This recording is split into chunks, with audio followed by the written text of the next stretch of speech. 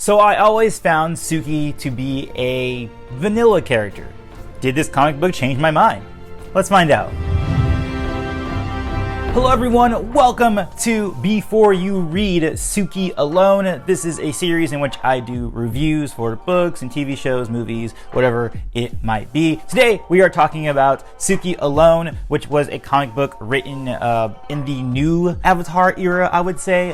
It's part of the one-shot series. We got the Toph and the Katara series already, and this is ending off with Suki Alone. I'm gonna go through what I liked, what I didn't like, and if I recommend the comic book or not. Oh, by the way, yes, I totally got braces. It took me about 20 years to get them. My parents always told me that I should get braces, but they never actually got me braces, and I had to do it myself at the age of 31. And yes, if you were wondering how old I was, I'm 31. I'm a 31-year-old with braces. So, what did I like?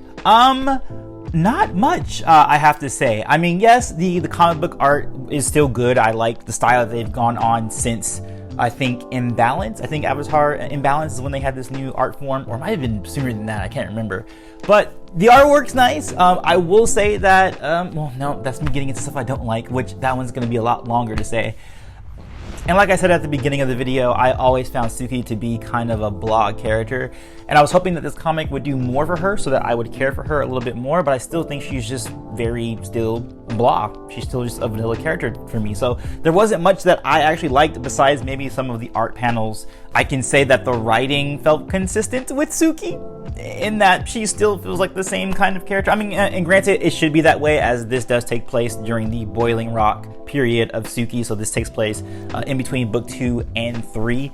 So it should, you know, be in line with how she was at that time. But we do have some flashbacks, which were interesting to see. And we did get some morsels of some insight into how the Kyoshi warriors got built up, some of the conflicting ideologies of if they should stay and protect the island or if they should leave and, you know, help the rest of the world. And some of that stuff was cool. Like I said, there's morsels here that I think were cool as a foundation, but I don't think it was executed or dived in as deeply as it could have, which leads us into what I did not like. And this is where, like, a majority of this video is going to rest, because it's not the fact that I think that this is a bad comic. I don't think it's a bad comic. It's just that I'm very indifferent to, one, the character, and I'm indifferent to the story.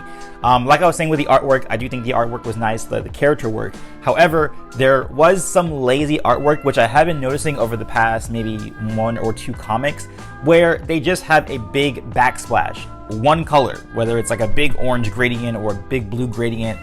Even though we know we're in the setting of the Boiling Rock, where you do have a lot of interesting landscapes with the, you know, the rocks all around them.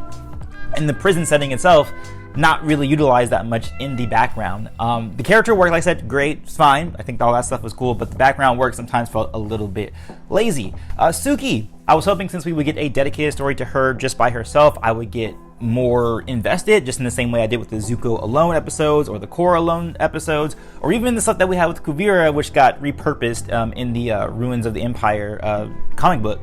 But I still just don't understand the fanaticism. And I know that's one of my great unpopular opinions of Avatar: The Last Airbender. I know that Suki has a wide fan base within the fan base of Avatar. I never understood that because I felt like she, one, wasn't really a part of Team Avatar. Some people try to, like, you know, sandwich her in with the team. 2, I just think her character, she more was a foil for Sokka, and Sokka not being a sexist rather than being her own character, I felt, because one of the main things that I enjoy the most. Oh, that's my kitty cat. Hello, kitty cat. Hi, Uche. But yeah, one of the things that I like the most about the original cast is that they all have their pros and cons, and Suki feels like she only has pros. Now, there was a sequence in the comic book, which I'm not going to get into because we're not talking about spoilers, where I thought that this was going to be challenged, that I thought that this notion of Suki being, you know, just good and kind of placid in that way was going to be challenged. I was like, all right, cool, this is going to be interesting, but it didn't actually go down that route, and it didn't actually, like, blossom into something that I would have been intrigued by.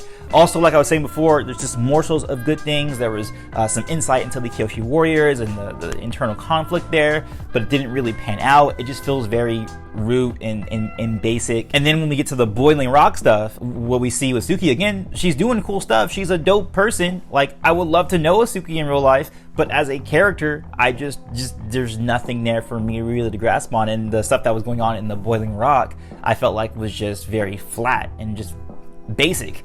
And yes, I've called her basic many a time, and I just can't say that I cannot say that anymore about her. Now, would I recommend the comic book or not? Unless you're like the craziest diehard Suki fan, you might like, I mean, you probably will like it just because you already like Suki. But if you're someone like me who like was wondering if this could turn me to like the side of, you know, Suki fandom, it's not going to do that for you, I think, personally. It's also just not a very great comic. And to say it's not a great comic, what I mean by that is that it's very neutral. Like, I would give this a straight 5 out of 10 because it's just mediocre. It's completely mediocre. Not bad in any way. Like, there's something in the comic book itself that I would say is terrible. It wasn't any terrible writing, except for some of the panels with the lazy drawings. Nothing much to say about the artwork itself, but as an overall kind of a thing, it's just, it leaves no impression on me. I already forgot about it, and I, you know, just read it, and meh is basically how I feel about it. But let me know what you guys think in the comments below if you have read Suki Alone, and then I'll catch you guys on the next one where we're going to be doing our spoiler review live on after you read Suki Alone. Let me know in the comments below either way, whether you like it or if you were thinking about getting into it, or you know, here's a really good question for you guys in the comments. If you are a Suki fan, tell me why in the comments below, because I really want to know the minds of these people who are like, and I'm not talking about Suki fan like, oh yeah, I like Suki fan. No, I mean like, Suki's my favorite character. I want to hear from y'all in the comments below. Why is it that you love Suki so much? I'll see you guys on the next one. Peace, love, and remember, be water, my friends.